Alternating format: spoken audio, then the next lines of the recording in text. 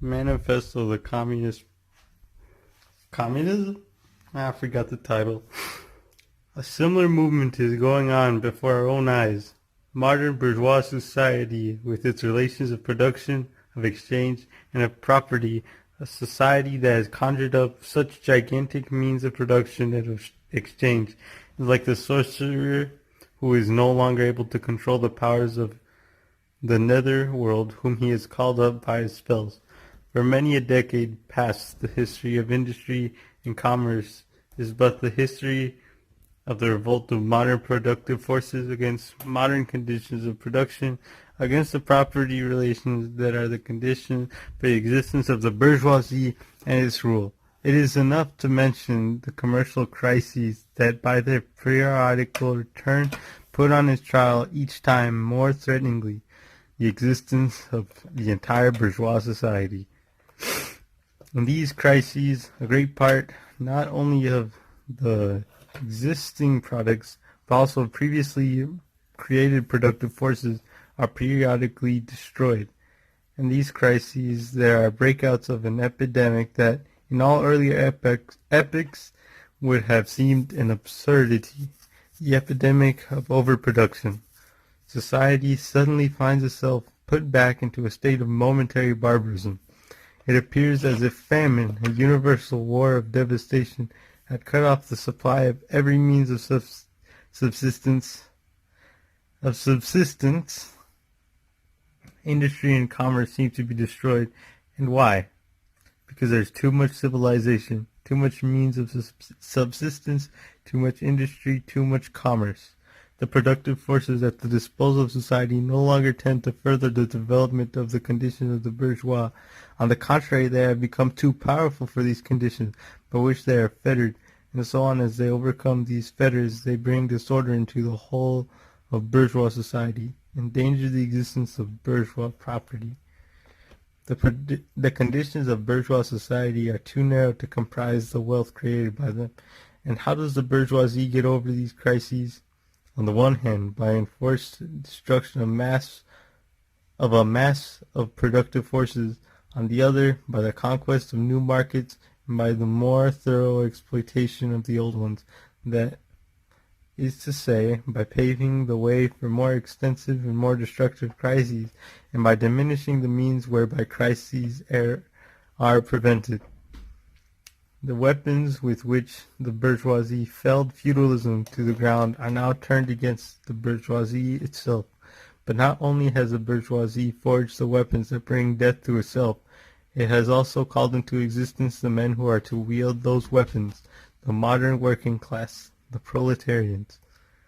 The proportion as the bourgeoisie, i.e. capital, is developed, in the same proportion is the proletariat, the modern working class, developed a class of laborers who live only so long as they find work, and who find work only so long as their labor increases capital. These laborers who must sell themselves piecemeal are a commodity like every other article of commerce, and are consequently exposed to all the vicissitudes of competition, to all the fluctuations of the market. Owing to the extensive use of machinery and the division of labor, the work of the proletarians has lost all individual character and consequently all charm of the workman. He becomes an appendage of the machine, and is only the most simple, most monotonous, and most easily acquired knack that is required of him. Hence, the cost of production of a workman is restricted almost entirely to the means of subsistence that he requires for his maintenance and for the propagation of his race. But the price of a commodity, and also labor, is equal to its cost of production.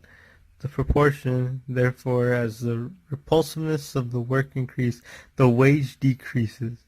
Nay, more, in proportion as the use of machinery and division of labor increases, in the same proportion the burden of toil also increases, whether by prolongation of the working hours, by increasing of the work enacted in a given time, or by increased speed of machinery, etc. Modern industry has converted the little workshop of the patriarchal master into the great factory of the industrial capitalist. Masses of laborers crowded into the factory are organized like soldiers. As privates of the industrial army, they are placed under the command of a perfect hierarchy of officers and sergeants. Not only are they slaves of the bourgeois class and of the bourgeois state, they are daily and hourly enslaved by the machine, by the overlooker, and above all by the individual bourgeois manufacturer himself. The more openly this despotism proclaims gain to be its end and aim, the more petty, the more hateful, and the more embittering it is. This skill and exertion are strength implied in manual labor. In other words, the more modern industry becomes developed, the more is the labor of men superseded by that of women. Differences of age and sex no longer have any distinctive social validity for the working class. All are instruments of labor, more or less expensive to use, according to their age and sex.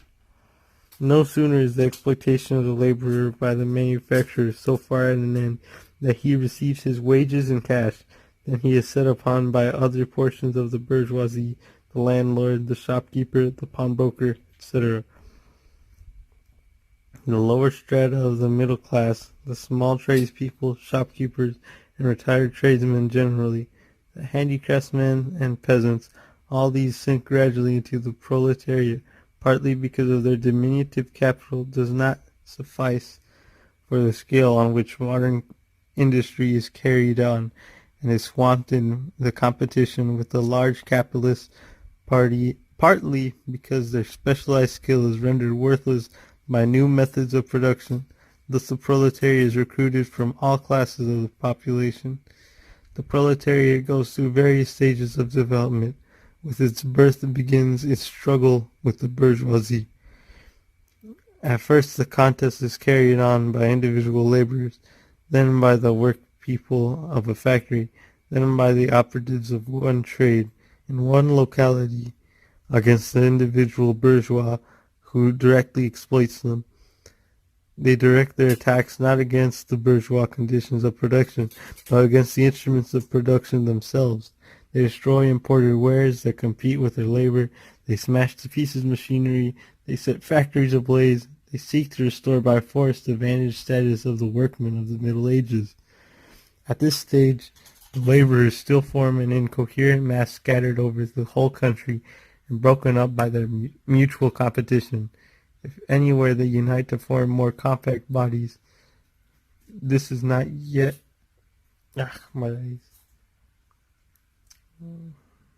This is not yet the consequence of their own active union, but of the union of the bourgeoisie, which class, in order to attain its own political ends, is compelled to set the whole proletariat in motion, and is moreover yet, for a time, able to do so.